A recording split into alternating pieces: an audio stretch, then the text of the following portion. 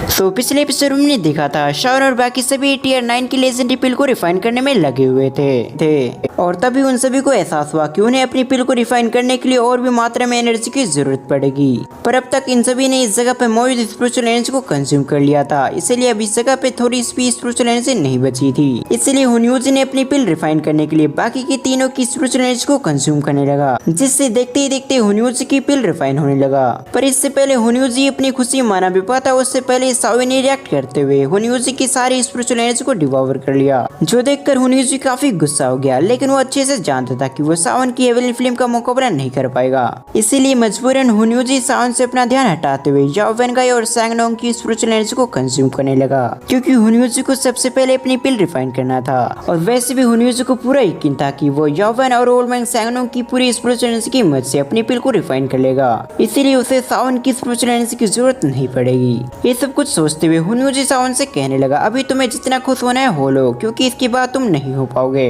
ये सब कुछ कहते हुए हुनयूजी अपनी डिवॉरिंग पावर को और भी इस्तेमाल करने लगा, जिससे याओ वेन और ओल्ड मैन सैंगनोंग की फर्नेस से और भी तेज से स्पिरिचुअल एनर्जी निकलने लगी और सीधे हुनयूजी के फर्नेस के अंदर जाने लगा, जिससे हुनयूजी का पिल काफी तेज से रिफाइन होने लगा, जो देखकर हुनयूजी भी काफी खुश था। लेकिन इससे पहले हुनयूजी का स्माइल बरकरार रह पाता उससे पहले उस जगह पे सावी की एंट्री हुई, जो एक स्माइल के साथ हुनयूजी की पिल को देखने लगा। जबकि इससे पहले हुनयूजी कुछ समझ पाता उससे पहले सावी उसकी पिल को लेकर उसके फर्नेस से निकल गया। जबकि ये नजारा देखकर हुनयूजी के साथ ही साथ उस जगह पे मौजूद सभी लोग शॉक हो गए। इनफैक्ट सावन भी सावी को ऐसा करता देख पूरी तरह से शॉक हो गया, क्योंकि सावन ने सावी को ऐसा कुछ भी करने के लिए नहीं कहा था। मतलब कहे तो सावी ने खुद हुनयूजी की पिल को चोरी किया। वही दूसरी तरफ स्टेडियम में मौजूद कई सारे लोग ये नजारा देखकर काफी खुश हो रहे थे, क्योंकि सबसे पहले हुनयूजी ने सभी की स्पिरिचुअल एनर्जी को डिवॉर किया था, इसलिए उनके हिसाब से सावन ने जो चोरी किया वो बिल्कुल ठीक था। दूसरी तरफ याओ मिंग को अभी पिल कंपटीशन कम और चोरी का मामला ज्यादा लगने लगा था, क्योंकि अब पिल रिफाइनिंग से ज्यादा एक दूसरे की स्पिरिचुअल एनर्जी को सभी लोग चोरी करने में लगे हुए थे।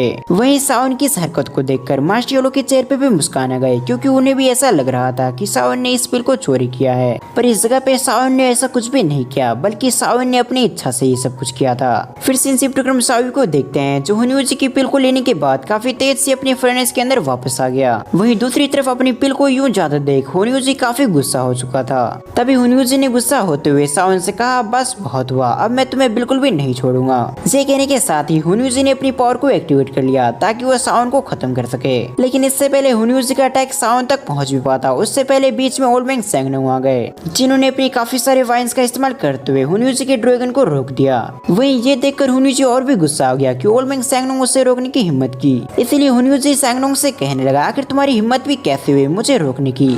जबकि हुनयूजी की धमकियों को सुनने के बावजूद ओल्ड मैन सैंगनोंग का एक्सप्रेशन बिल्कुल भी चेंज नहीं हुआ, बल्कि उन्होंने अपने चेहरे पे मुस्कान लाते हुए कहा, अगर मेरे पास इतनी पावर होती कि मैं तुम्हें खत्म कर देता तो मैं तुम जैसे धोखेबाज को पहले से कितनी बार मार चुका होता। दरअसल इस जगह पे ओल्ड मैन सैंगनोंग और स्मॉल पिल टावर के हेड के बारे में बात कर रहे थे, जो हुनयूजी का मास्टर भी था। पर हुनयूजी ने धोखे से स्मॉल पिल टावर के हेड को काफी घायल कर दिया था। वहीं प्रेजेंट में स्मॉल पिल टावर के हेड के बारे में बात करते हुए सैंगनोंग ने कहा, तुमने अपने मास्टर को धोखा देकर हम सभी एल्केमिस्ट के नाम पर धप्पा लगा दिया है। जबकि ओल्ड मैन सैंगनोंग की इन बातों को सुनने के बाद हुनयूजी और भी गुस्सा हो गया, इसलिए हुनयूजी ने गुस्सा होते हुए ओल्ड मैन सैंगनोंग की पावर को कंज्यूम करने लगा। पर इससे पहले हुनयूजी का ड्रैगन ओल्ड मैन सैंगनोंग की पूरी पावर को डिवॉर भी कर पाता उससे पहले उस जगह पे एक दूसरी पावर आ गई, जिसने हुनयूजी के ड्रैगन को ऐसा करने से पूरी तरह से रोक दिया था। और ये करने वाला शख्स और कोई नहीं बल्कि याओ वेन था। जबकि अपने काम के बीच याओ वानगो को भी टांग अड़ाते देख हुनयूजी गुस्से के मारे आग बबूला हो गया। तभी हुनयूजी याओ वान को धमकी देते हुए कहने लगा, आखिर तुम्हारी यूं मुझ पे अटैक करने का मतलब क्या है? क्या तुम्हारा याओ क्लैन हमारे हुन क्लैन के खिलाफ जाना चाहता है? जबकि हुनयूजी की बातों का जवाब देते हुए याओ वान कहने लगा कि इस कंपटीशन से हमारे क्लैन का कोई भी रिलेटेड नहीं है, यानी इस कंपटीशन से हमारे याओ क्लैन का कोई भी संबंध नहीं है। और तो और जहाँ तक रही मेरी तुम पर हमला करने की बात, तो तुमने सबसे पहले हम पर हमला किया, इसलिए मैंने भी केवल तुम्हारी बातों का जवाब दिया। दरअसल याओ वान का कहने का मतलब था कि हुनयूजी ने सबसे पहले अपनी डिवॉरिंग पावर का इस्तेमाल करते हुए उनकी पावर को डिवॉर किया, इसलिए याओ वान ने केवल उसकी पावर का जवाब दिया। वहीं याओ वान की बातों को सुनने के बाद हुनयूजी और भी गुस्सा हो चुका था। पर इससे पहले हुनयूजी गुस्से के मारे उन दोनों के खिलाफ कोई बड़ा एक्शन लेता उससे पहले उससे कुछ चीजें याद आई, इसलिए हुनयूजी थोड़ी देर हेजिटेट करते हुए उनसे कहने लगा, अब जबकि तुम दोनों मुझे ब्लॉक करना चाहते हो, पर तुम चाहकर भी मुझे ब्लॉक नहीं कर पाओगे। ये कहने के साथ ही हुनयूजी अपनी ड्रैगन के अंदर और भी पावर को डालने लगा, जिससे उन तीनों की पावर के बीच क्लैश होने लगा, जिसके चलते इस जगह पे काफी पावर रिलीज हो रही थी। थी, जो देखते ही यॉकलैंड के मेंबर्स ने अपने अपने बैरियर को एक्टिवेट कर लिया। इसलिए इन सभी पावर का असर उन पे नहीं पड़ा। जबकि दूसरी तरफ हम सावन को देखते हैं, जो खुद भी इस बैटल को देख रहा था। दरअसल सावन ने भी एक्सपेक्ट नहीं किया था कि याओ वैन और ओल्ड सैंगनोंग जैसे एक्सपर्ट उसकी मदद करने के लिए आगे आएंगे। पर साथ ही सावन को ये भी मालूम था, भले ये दोनों हुनयूजी को कुछ समय तक रोक पा रहे हो, लेकिन ज्यादा समय तक इनके लिए भी रोक पाना बहुत ज्यादा मुश्किल था। इसलिए सावन अपनी पिल पे ध्यान देने लगा ताकि वो जल्द से जल्द अपनी पिल को रिफाइन कर सके, क्योंकि टियर 9 की लेजेंडरी पिल को रिफाइन करना बिल्कुल भी आसान नहीं था। और तो उस लेवल की पिल को रिफाइन करने के लिए काफी मात्रा में एनर्जी की भी जरूरत थी। पर फिलहाल सावन के पास पिल्स मौजूद थी, जिसके अंदर से सावन स्पिरिचुअल एनर्जी को निकालते हुए अपनी पिल को रिफाइन कर सकता था।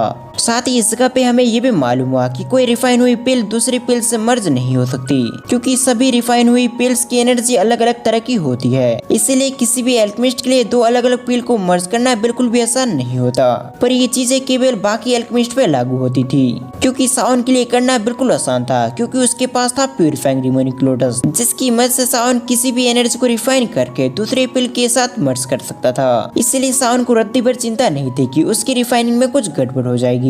जब सावन इन चीजों के बारे में इधर सोच रहा था, तब दूसरी तरफ हम सावी को देखते हैं, जो पिल को निगलते हुए उसकी एनर्जी को प्यूरिफाई कर रहा था। और देखते ही देखते कुछ समय के अंदर सावी ने उस पिल की एनर्जी को पूरी तरह से प्यूरिफाई कर लिया। जबकि एनर्जी को प्यूरिफाई करने के साथ ही सावी काफी तेज से साविन के फर्नेस के अंदर चला गया।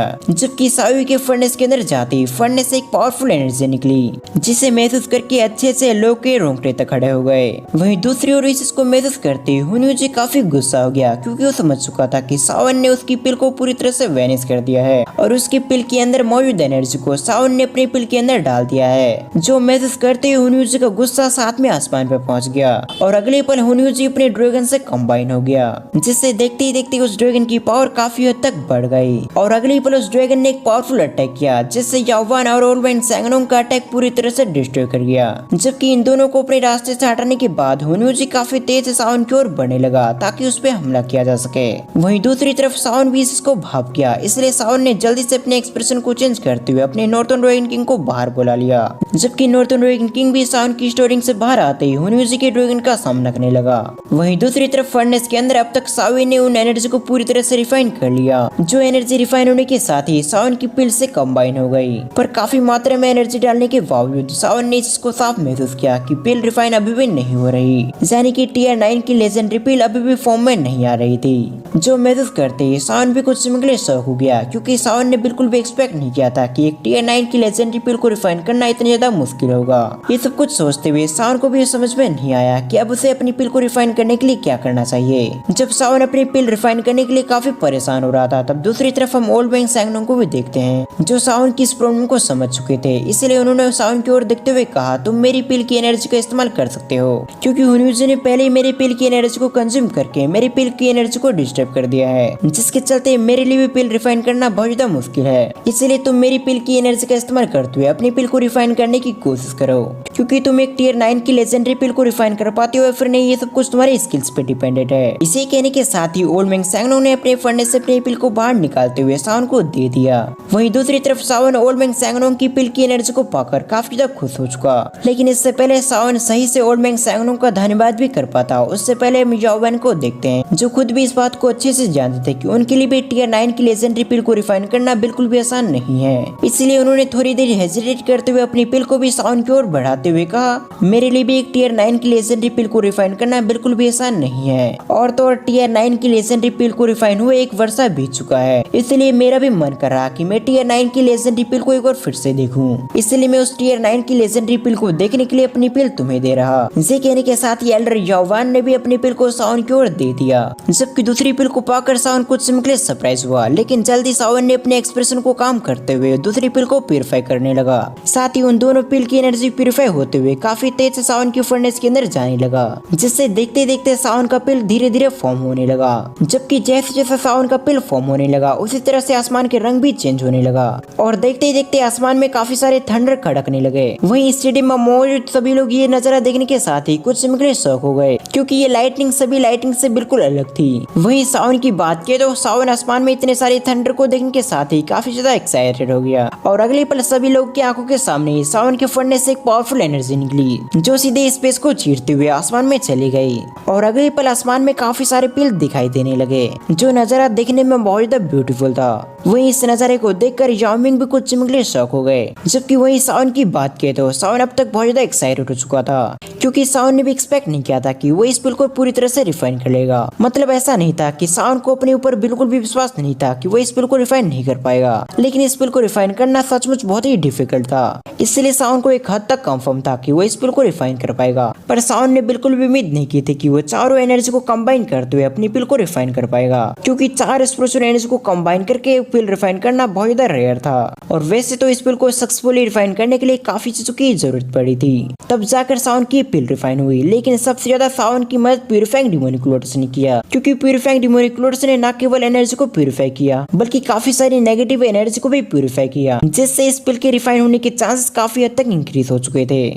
वहीं दूसरी तरफ स्टेडियम में मौजूद सभी लोग अपने हैरान भरे एक्सप्रेशन के साथ सावन की इस पिल को देख रहे थे, क्योंकि ये वही पिल थी जिसे पिछले 100 सालों में कोई भी एल्केमिस्ट रिफाइन नहीं कर पाया। और इसी सीन के साथ हमारा ये पार्ट यहीं पर एंड होता है। आपको आज एक्सप्लेनेशन कैसे लगी आप मुझे कमेंट में जरूर बताएं। साथ ही मैं अपने इस चैनल पे कुछ न्यू सीरीज को भी ट्राई करूंगा, तो मैं उम्मीद करूंगा कि आप उन्हें भी सपोर्ट करें। और तो और कमेंट बॉक्स को स्वाइप करने पे आपको हाइप करने का ऑप्शन मिलेगा, वहां पे आप वीडियो को हाइप कर सकते हैं। सो मैं मिलता हूँ नेक्स्ट वीडियो में, जब तक के लिए थैंक्स फॉर वॉचिंग।